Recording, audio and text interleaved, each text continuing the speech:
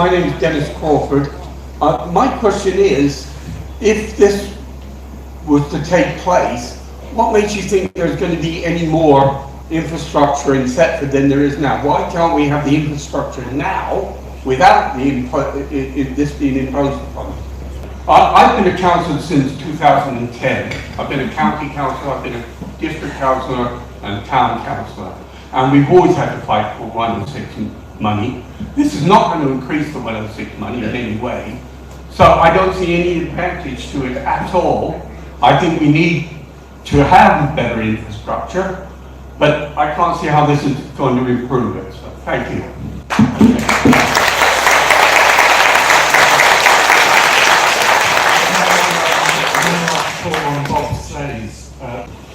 So this is a question for Lana Hensel, really. On the 9th of March 2023, there was an article in the EDP stating that you came up with this idea, and you've just backed it up. You said this was like your idea to come up with a 20-minute zone. Now, there's a hell of a lot of people in this room that have a very good understanding of geopolitics, and they have a very good understanding of corporate infiltration into government, whether it be local or national. Now, my question to you is, if this was your idea, are you proud that your idea has actually gone worldwide?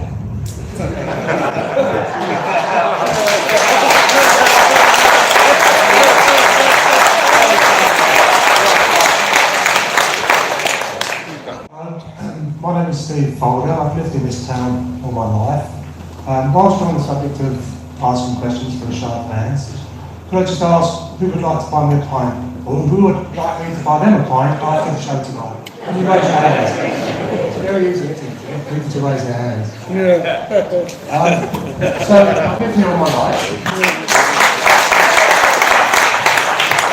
the last 9 years I've worked in Cambridge.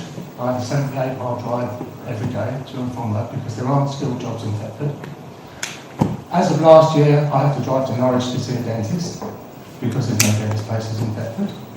I can see a GP by video. So what I'd like to know is how are these proposals, how are you going to improve on what we already have? Because there's appalling services. We've got 5,000 new homes in this town, all paying council tax. I asked Brecon Council 2 years ago about services to go with that, such as nursery places, preschool places, primary school places, GPs, dentists, emergency services, and they declined to answer me until I nagged, and in the end, they asked me to submit a Freedom of Information request, which I did, and the answer to that was, it's not up to us, it's up to those individual providers to provide those services. But Brecon are still taking the council tax from 5,000 new homes. The way I understand economics, if there's more people contributing for the same level of service, it should go down, for which it's at a 5% increase. So what are we going to do? And also I would like to say I have a disabled friend who saw me in the crowd in the video from the last meeting, and she messaged me and said, if they take away my car, how will I get to my hospital appointments? So the disabled thing, there's two sides to that story. But that's it's more of a statement than a question, but if anybody would like to elaborate on that, you're welcome to. Okay, thank you, sir.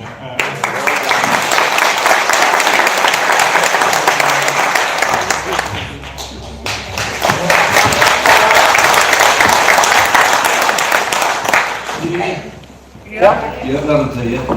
Okay, that's clearly evident of what's happening here to be, from my point of view, just sitting listening to it, we're batting the ball about and nobody's actually landing it in the net. Yeah.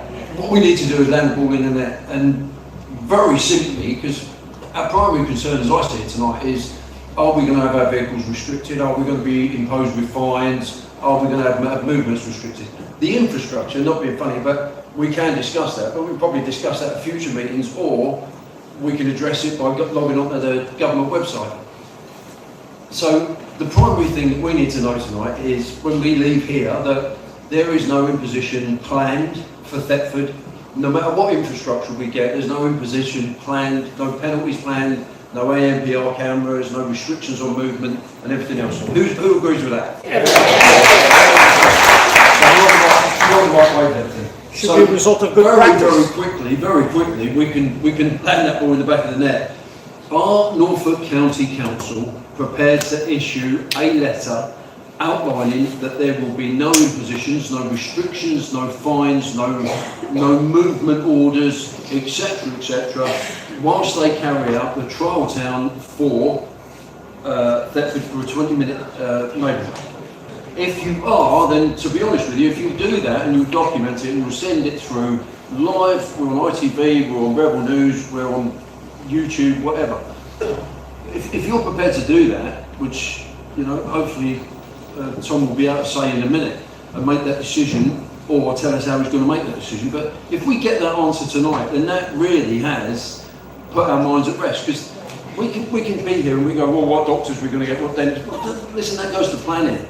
Nobody knows that. What are you going to have for dinner tomorrow? Well, nobody knows. Do you know what I mean? And that's a simple one. So all we need really is reassurance that we aren't going to be in the same position Oxford are, which I've got to be honest is in a poor position. But I understand the concerns, and mine is one of them, because we were in a similar position, pre-election, post-election. Pre-election Oxford, no, we never do that to you, never do that to you. Post-election Oxford, yeah, sorry about that. Deal with it. And we don't want to be in that position.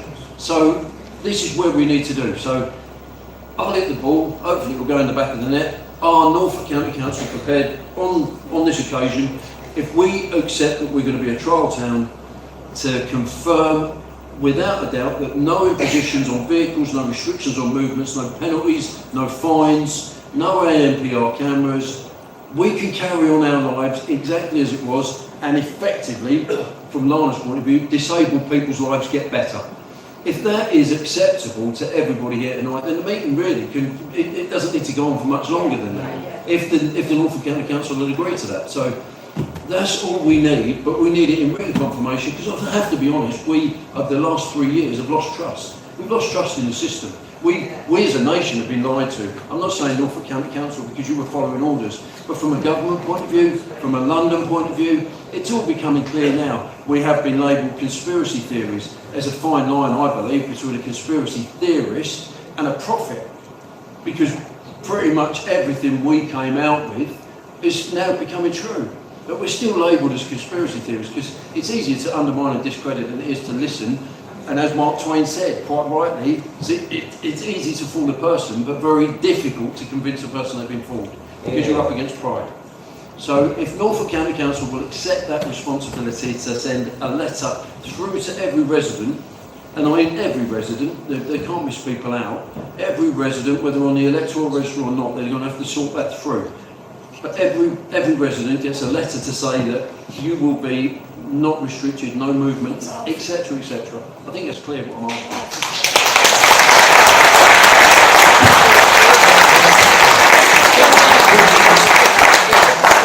That question. Mike, really happy to address that absolutely straight on. There is no plan. There is no plan for Thetford. There is no plan to restrict ANPRs and whatever in Thetford at all. Ever. Never say never. Because again, There we go! So I was listening to Bob. We've got traffic restrictions on movement already. There's double yellow lines outside where we can't park. There's one-way streets. There's pedestrian bits. That's all. You know, I was watching one of your videos. That's done with consent. Excuse me. My name is Dion, and I've been a Thetford resident since birth. When I was born, or since my childhood, I can remember 20-minute towns like Lana has described. I could go to a play park 5 minutes away. I could go to a post office that was just across the road to where I lived. I could go to school, which was 5 minutes round the corner. People didn't have cars then, and it was bliss. And over time, I've seen Thetford get bigger and facilities get smaller. and no member of the council has been able to draw funding down to cope with the population, making it that now we have to go out of town, people have to go out of town to get the services and access to schools and dentists and doctors and that kind of thing. So I'm curious to know what is different about this, and why have the council been unable to draw funding as we've grown, but suddenly there's funding available for this new proposal. What is different now than in the past?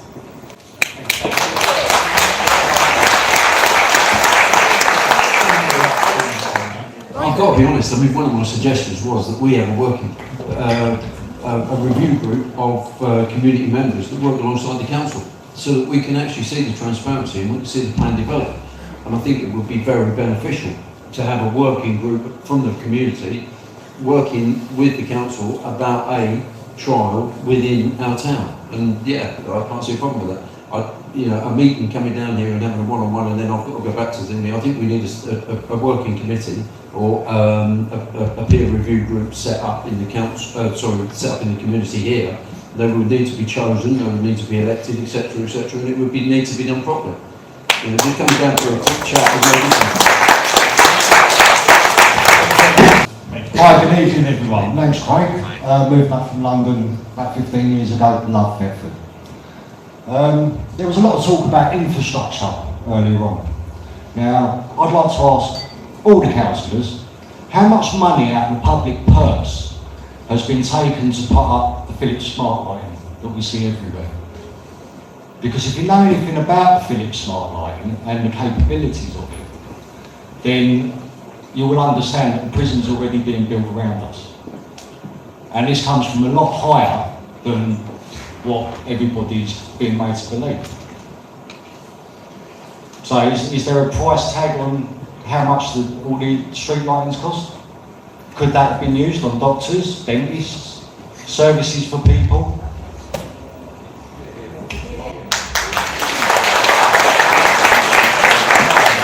And they can also record you and your movements, track you. No, there's street lights. I think you're unaware of that. Yeah, but that's different from CCTV. They're all part and parcel of the same thing. They're all part of the smart city network. When you start digging deep and start having a look into this, it's all part of the same construct. So all I can tell you is what we're doing is we have upgraded probably about 60-70% of our street lights from the old sodium lights that people will remember. It used to be orange. We now have a much whiter LED street light. They're smart lights, yeah, absolutely. Okay, so they don't record images. So you're unaware of the full capabilities of these things? I've got CCTV cameras, but these aren't cameras. These are lights, street lights. So we take a word for Thank you, that. Tom. Can we move on to the next question?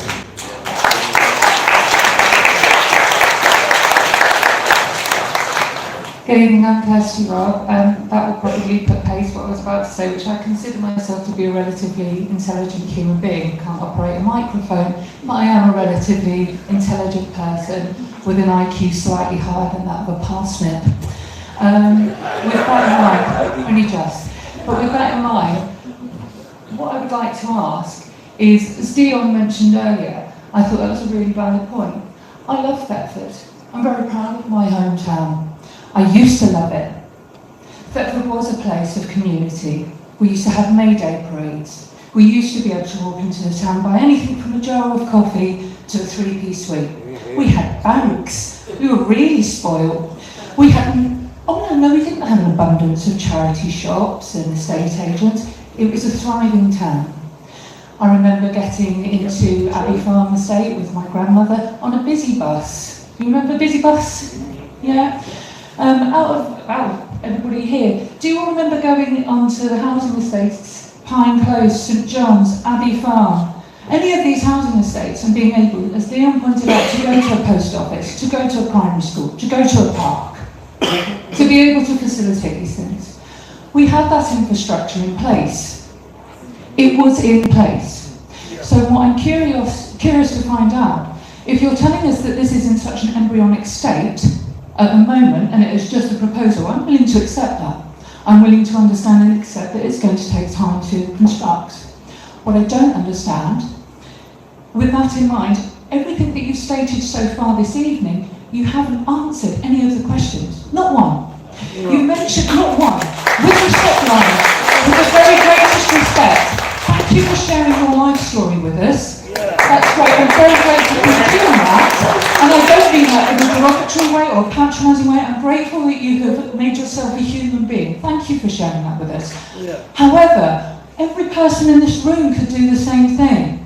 What you haven't done is get to the nitty-gritty of it and tell us the answers to our questions. I want to know, you mentioned that you cancelled down the 40-mile-an-hour restrictions on the Norwich Road. I completely and wholeheartedly support that decision. What I do not support is that you did it without changing any street signage. Any street signage. You then imposed fines on people for breaking those speed restrictions. I appreciate that the highway code says that it's a 30-mile-an-hour zone in a restricted area, in a residential area. I appreciate that, but you had set a precedent for many, many, many decades of 40 miles an hour. To change it overnight, the people of Thetford found out about that on Thetford Forum. That's just gross incompetence. So now, with the greatest respect, thank you, with the greatest respect, your words, therefore, that you can categorically assure us that this is not going to impact our movements and restrict our movements. And yes, I'll write a letter, but I can only do it for now, not the future. I'm sorry it carries no weight. Nothing you have done so far in this town has been progressive, supportive, or beneficial. And it's absolutely abhorrent. Absolutely abhorrent. I would be very pleased to see the likes of Michael. I would be very pleased to see the likes of a lot of the people in this town who actually are passionate about it. Okay. So many things have happened in this town where profits have gone missing. Who asked for the £20,000 to be spent on pretty little lights in the market square?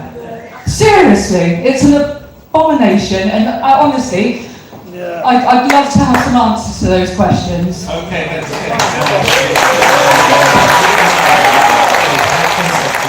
Neighbourhoods is what we used to have. You know, estates with shops in the middle, and you could walk to the industrial estate. And it's true, lots of those services have gone for a variety of reasons. Some of it is about funding, but also some of it is about changes in people's lifestyles. High close shops, I remember growing up, vegetable shop, butchers, people go to Sainsbury's now. There's no market for small independent shops because people's shopping habits have changed. The whole culture around going to your local convenience store has changed, and thank goodness we've still got a few sort of staying there. But there are other challenges too, and Tom spoke about adult social care. When I first joined Norfolk County Council 10 years ago, the total budget spend on adult social care was 40%. The fact that it's now gone up past 50%, 60%, 70%, we have got to address some big challenges in this country about how we fund council services, and one of the biggest is adult social care. Any council who has a responsibility to provide care for the elderly is struggling financially because we're all getting older. Norfolk particularly is a county where there's a lot of older people and we're living longer and that is expensive. And that is a national challenge which is impacting us here on Thetford and in Norfolk, and inevitably filters down to Thetford, filters down to other council services. One of the biggest issues we've got is the current governance is too complicated. We have a town council, we have a district council, we have Norfolk County Council, we have Flagship Housing Association, we have all sorts of different organisations responsible for different things, different budgets, and we've absolutely got to sort the governance structure out. Perhaps a directly elected mayor for Norfolk, a directly elected police commissioner we've already got. It is a very complicated mess and it is expensive. These are all, some of them exist, some of them are proposals. Dentists. I hear time and time again the challenges of getting a dentist. I have to drive my own mother to Brandon to access a dentist. And if any of you are enrolled on dentistry in Brandon, you would have heard this week that that's going too. Not because of funding. The issue with dentistry in Thetford is not because of funding. It is a national issue about the inability to recruit dentists. Some of our challenges are about funding, but dentistry specifically is more about the inability to recruit dentists. National problem impacts us here in Thetford.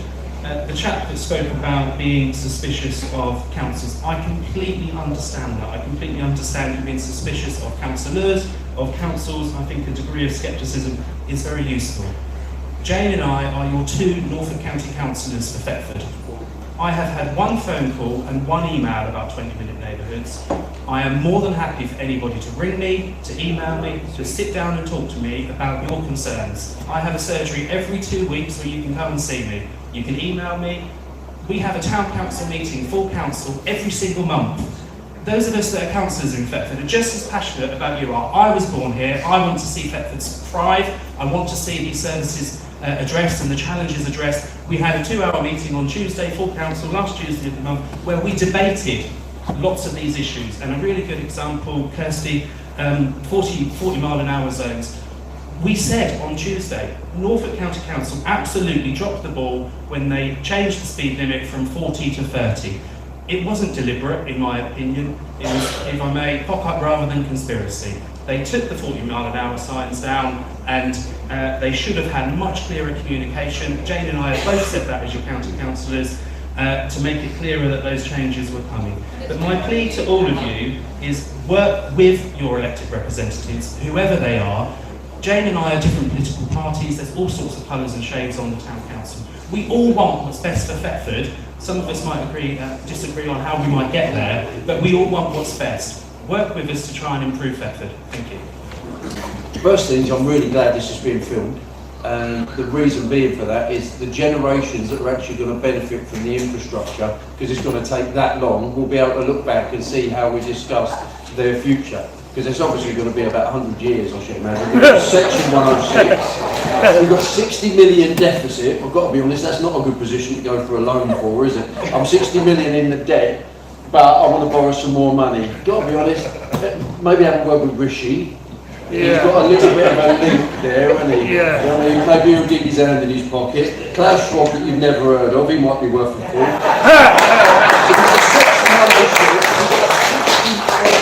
£60 million deficit, so we now know that our generations in future, it was a good time, become a bad time. Hopefully now when you're watching this, it's a better time for you, and you've got a doctors and a dentists. Regarding your, Terry mentioned about only one email and a couple of bits, I've got to be honest, my inbox is full, but people trust me.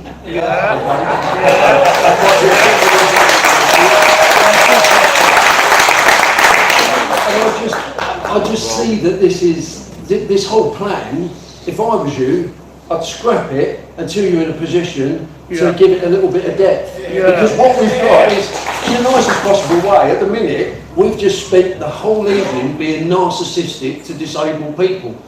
Because what we're telling them is what we want to give them, but you're not going to get it. And that's me done, really, to be honest. I haven't got much to add to this meeting. I thought it was going to go better, really, from my point of view. You've come down here, and Kirsty's right in a way. You've skirted around the answers. We found out a life story. We know further forward. Terry touched on devolution in his little speech about Grand Poobah Mayor, and we need to bring everything in from London. Let's bring it all in from London and that's devolution. Why don't you just be honest? Can you be honest? We had a devolution meeting here. You've already agreed devolution. Brett Glenda pulled out the legal challenge. Do you think we're stupid people? Do you think I'm a stupid person? Let's make it more specific. Because if you do, I'll challenge you. I'll challenge you, definitely.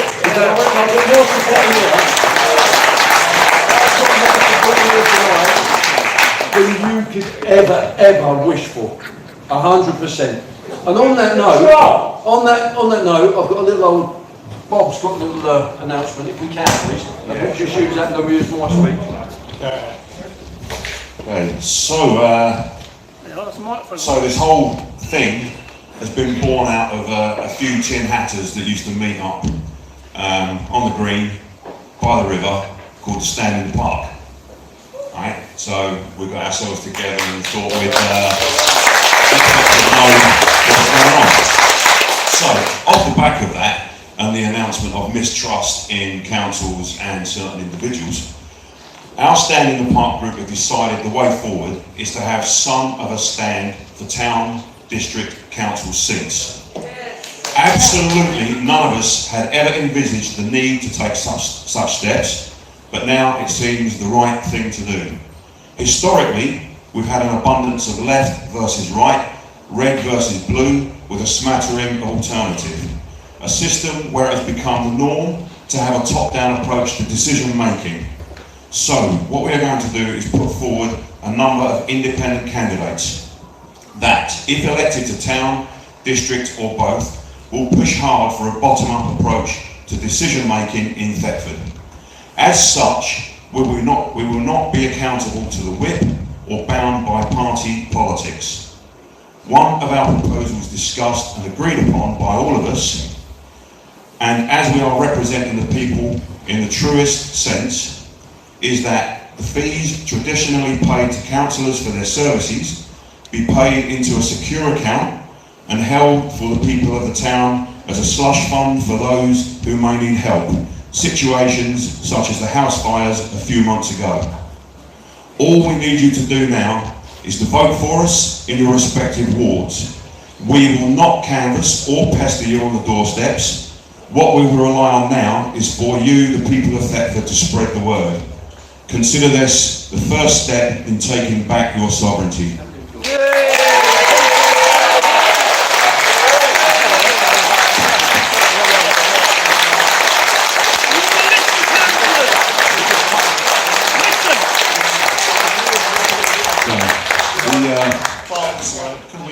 No, you might put a big one. We have 15 candidates, and we will announce the candidates to the respective wards once we finalise them. Yeah, well done.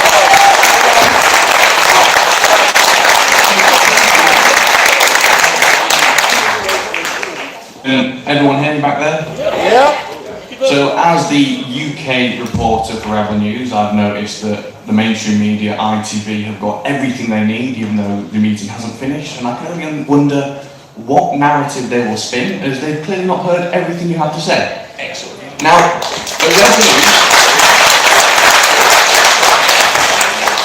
at Rebel News, one of the main things we've been covering is the 15-minute city concept, which is something that's been endorsed by the World Economic Forum.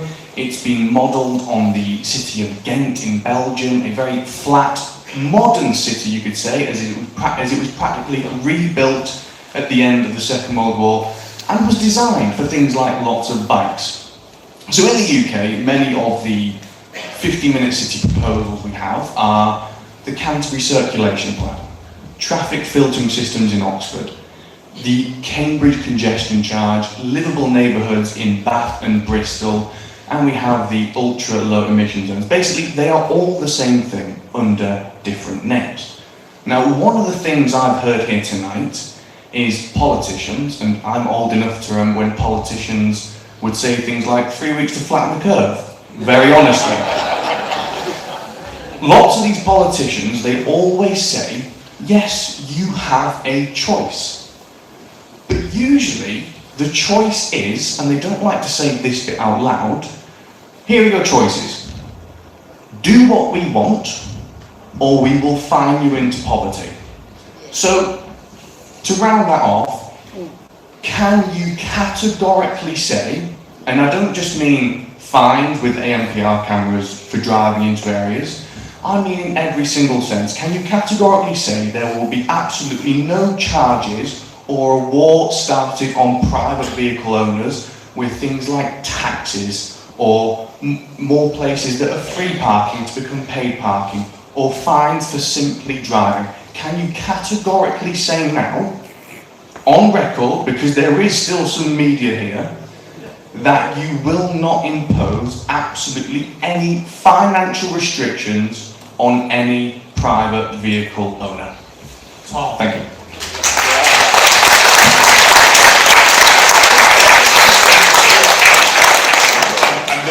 and Mike's going to have to protect me on the way out of the auditorium.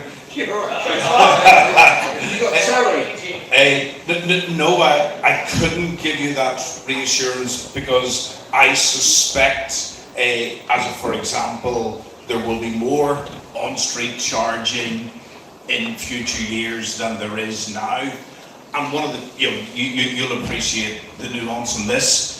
At the moment, with the internal combustion engine, I don't know, a litre of fuel is, whatever it is, £1.40. How much of that goes to the Treasury and VAT and whatever? Probably about £1. As we move towards electric cars, there's going to be an awful big hole in the taxman's takings. So I suspect governments are going to have to look at how can we recoup some of that charge back. I would say something like road user charging will probably happen within our lifetime because petrol cars are going to be banned from 2030, give or take. So I couldn't give you that reassurance. That would be hypocritical of me. But you'll know that because you've done your research, and that's something that I suspect will happen absolutely within our lifetime. But could, sorry, a quick one. Could Norfolk County Council, on record, agree that there will be nothing imposed by the County Council on combustion engine private vehicle owners?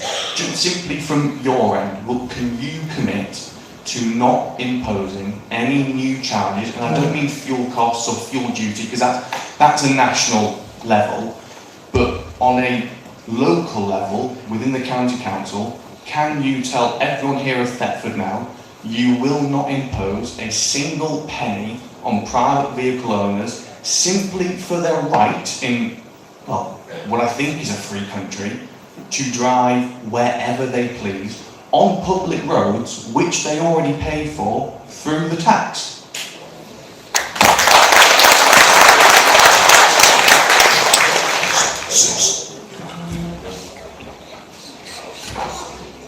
Okay, next speaker, please.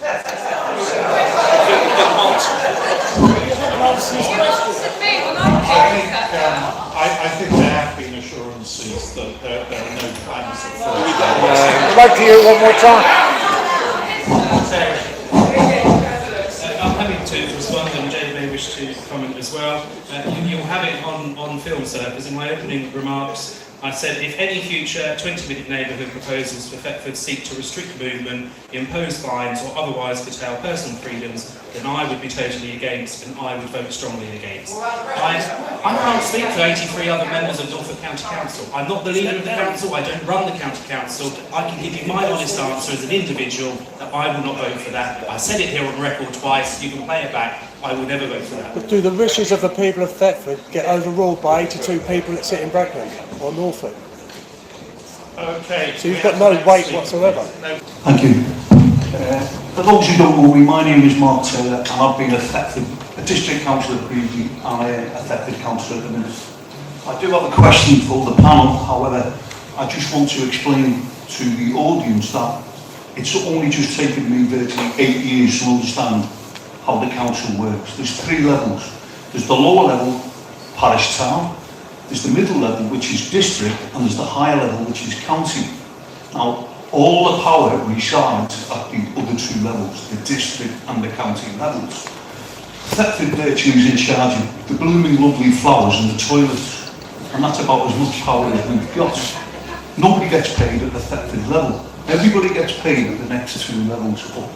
That is where all the decisions are made. Now, you've seen we've only got 2 county councillors that represent Thetford. So it's very, very easy for high levels of council to tell residents of Thetford what they're going to do and how they're going to do it.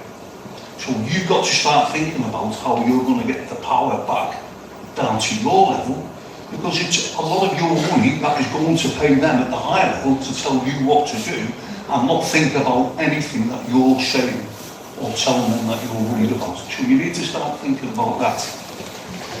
Now, to my question, I think that the county councillors tonight are potentially not telling us the truth or are very naive.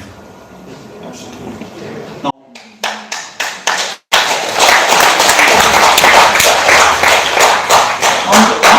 I'm going to say naive because I know a lot of people in the audience. I can hear the Muslims, I can hear you talking. You've all done the research. You know what is going on in the world right now. Potentially, the county councillors don't. Now, for those in the audience who don't know, and we're talking about how the higher levels of council push everything down, it's exactly the same in the world. Above governments, there's corporations, above corporations, there's other things. The UN is the focal point for everything at the minute. Now, they have something which you can all go and research, it's called Agenda 21. For various reasons, Agenda 21 went backwards. I won't bore you with why, some of you know. It's now called Agenda 30, and everything is being pushed down from Agenda 30. Your smart cities, all these 15 and 20 minute debacles, your ULEZ, everything's going to be smart. It's all leading to your digital ID. You've heard the fella that they've not heard about on the panel, Klaus Schwab, saying, you will own nothing and you'll be happy. The plan is for you to run everything digital. You will not be able to move. Somebody like me, I'll be in the gulag because they won't like me. I'll be lucky if I get 2 crickets a week to eat. You won't be getting your meat. It's all there. Do the research. Everything I'm saying is not conspiracy. It's all there. They are relying, the people who run the world are relying on you not doing the research. Now, our councillors who get paid good money, let's not be around the bush. At high levels, they get paid good money, and they have no incentive to do the research. That's why I'm accusing them tonight of being slightly naive. Now, the other thing we heard tonight about potentially we'll go down the mayor route. I come from Liverpool. We've got in the biggest cities like Liverpool what we call the metro mayors. Now, the mayors, in effect, become a mini dictator. However, did you know that all over the world for about the last 8 years, the mayors have been getting together and making policy decisions which are being sent down from the UN, minus to this sort of dialogue, rhetoric and questioning going on. So beware these big mayors because all the power goes into one place and they won't allow any discussion and debate like this. So you have to be very, very aware of what's going on in this world at the minute. Naive, yes.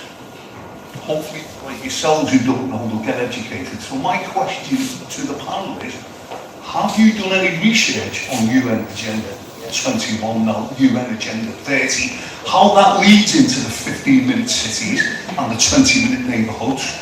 I can't believe this young lady had some sort of moment from Damascus moment and just thought about it herself. I find that totally intriguing. But please, have you done the research is my question. Thank you.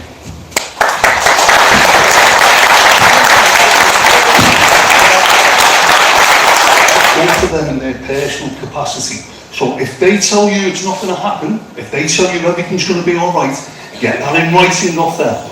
You can then, in the future, if it all goes wrong, have somebody to aim for. If they do not sign it, it is the corporation, and you don't have to do anything the corporation tells you. Thank you, Dave. My name's Luke Collins. I've wrote something down, I've crossed a lot of things off because I think it's already been asked. But I'll start this. So, for as long as I can remember, public services, not only in Thetford but the whole of the UK, have seen cutbacks to resources due to a lack of funding, public use, or because they wasn't generating enough income. This ranges from public transport, education, police and local businesses. Knowing that historically we have had to cut back on resources, it makes me wonder why this time round it would be any different. In the document you posted called Safe Sustainable Development, you say how you plan to, and I quote, increase and improve walking, cycling and public transport, encouraging a shift away from car use. You also say that emphasis needs to be placed on encouraging a shift away from a private car. Although at first I can imagine there will be an increase in the amount of cyclists and walkers around the town, what will your plans be when the novelty wears off? Is it realistic to expect people to walk and cycle in the rain or on a cold winter's day? And what will happen if you begin struggling to fund public transport for similar reasons to what we've seen in the past? I believe that this is where our concerns will start coming to fruition, leading to higher council tax, roadblocks and travel restrictions that generate more income in order to fund these resources. One reason you justify the need to move away from private vehicles is because it has created local air quality problems. But where is the evidence for this? That statement alone is very vague, and there's no proof of this on the Norfolk County Council website that I could find. A lot of you have made it clear that you're against travel restrictions, and I hope that you all stick to your word. The only problem is, you're not in permanent positions, and there's nothing to say that anyone who replaces you won't feel differently. And although we have a say in who represents us in the council through votes and elections, we never elected any of you to do this, and yet here we are.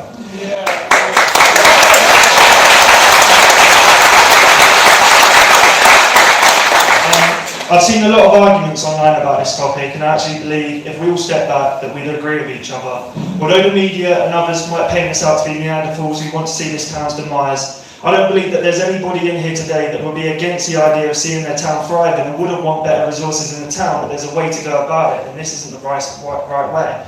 Vice versa, it's likely that even those who disagree with us would not want to be in a world where their travel is restricted. It might just be a case that they can't see or imagine things that ever getting so bad. I just want to say, surely, had you all been confident that we would be for this kind of idea, you would have done a public vote.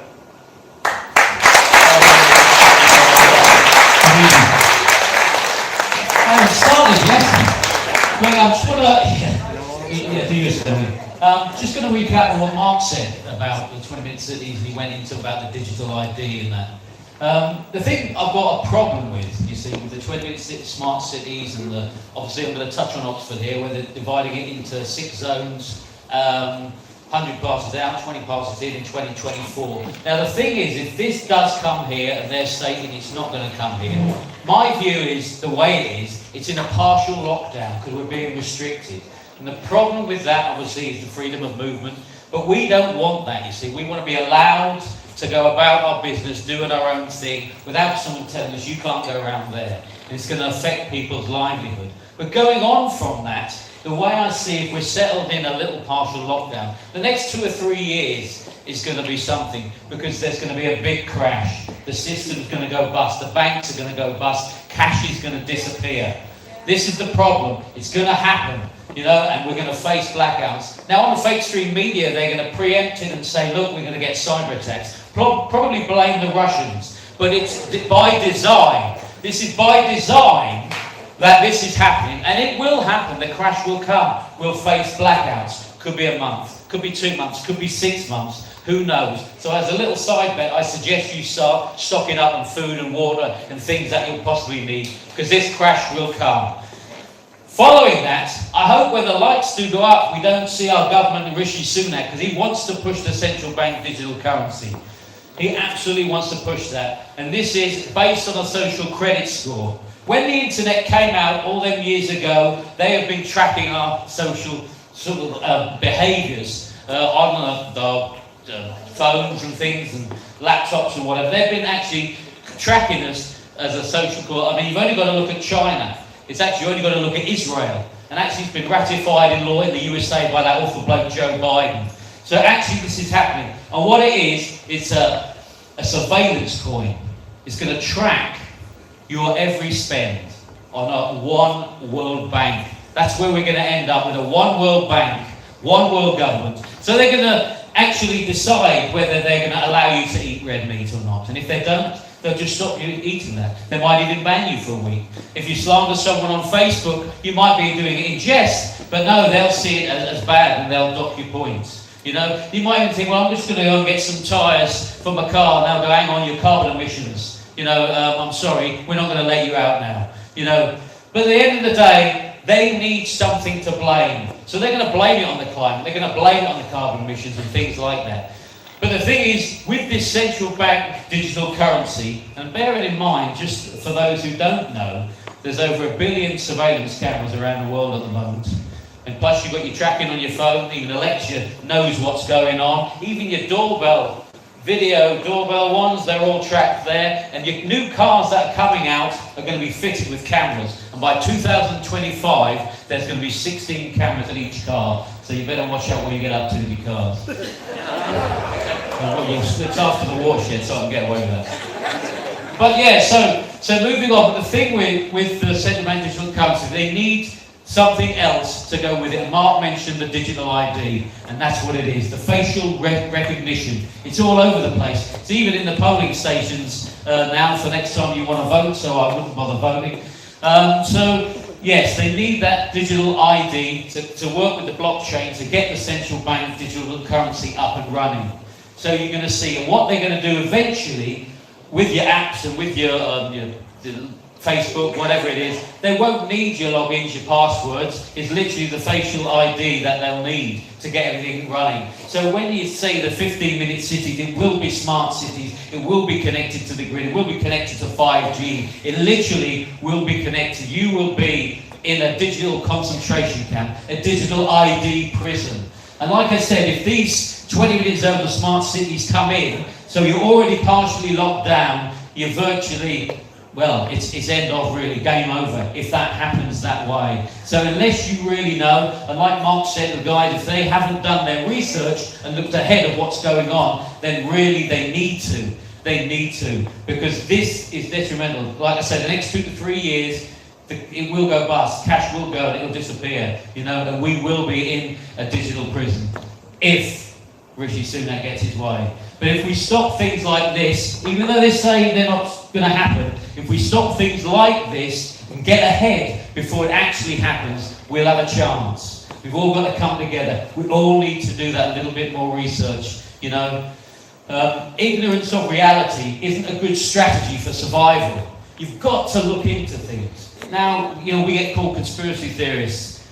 Who cares? At the end of the day, we are telling you what's going on. It's your problem if you're not looking into it. Maybe not you people here, because you may realise what's going on.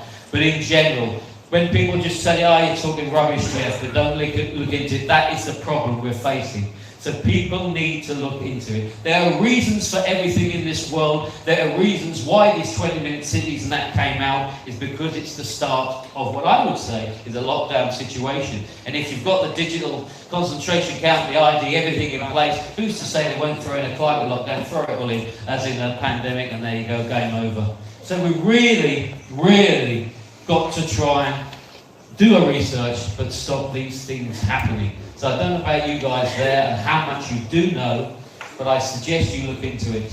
And you know, I agree with what you said earlier, Mike, on the stuff there. But obviously we've moved around now. So I just really hope what you're saying, you said tonight, that you totally disagree with the 20-minute cities and that and zones. But as we know, the decision doesn't, you know, make it with the four of you. It's the whole of your county council. You know, and the fact that you four turned up is commendable, but disappointing that Andrew Proctor hasn't turned up, and the rest of the other team, really. You know, I would say maybe he's got held up. Maybe there's a roadblock somewhere or restriction that he can't get in.